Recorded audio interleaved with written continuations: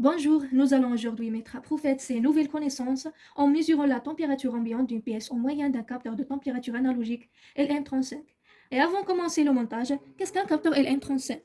Le capteur de température LM35 est un capteur analogique de température fabriqué par Texas Instruments.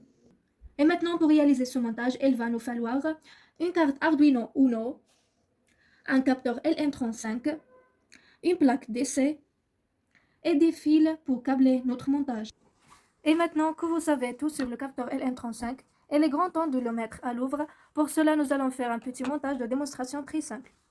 Le but de ce montage sera de tout simplement mesurer la température ambiante de l'atelier et d'envoyer la température en degrés Celsius vers l'ordinateur via le câble USB.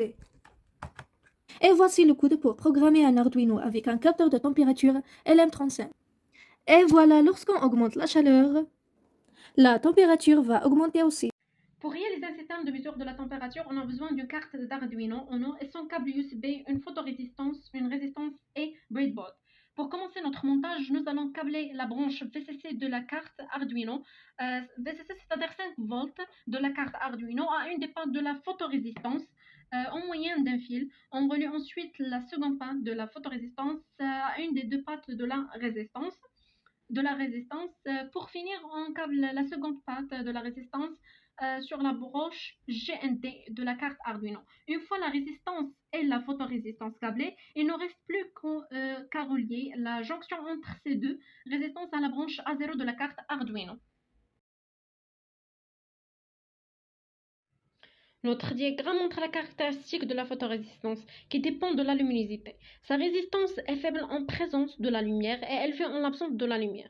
Ainsi, la variation de la luminosité affecte directement la valeur de R1. On remarque que ce montage est un point du diviseur de tension, tel que R2 joue énormément sur la sensibilité de montage. Si R2 est négligeable devant R1, la photorésistance sera peu sensible. Au contraire, si R1 qui est négligeable devant R2, la photorésistance sera très sensible, car la moindre différence de luminosité entraînera un changement de la tension, en sortie de diviseur de tension.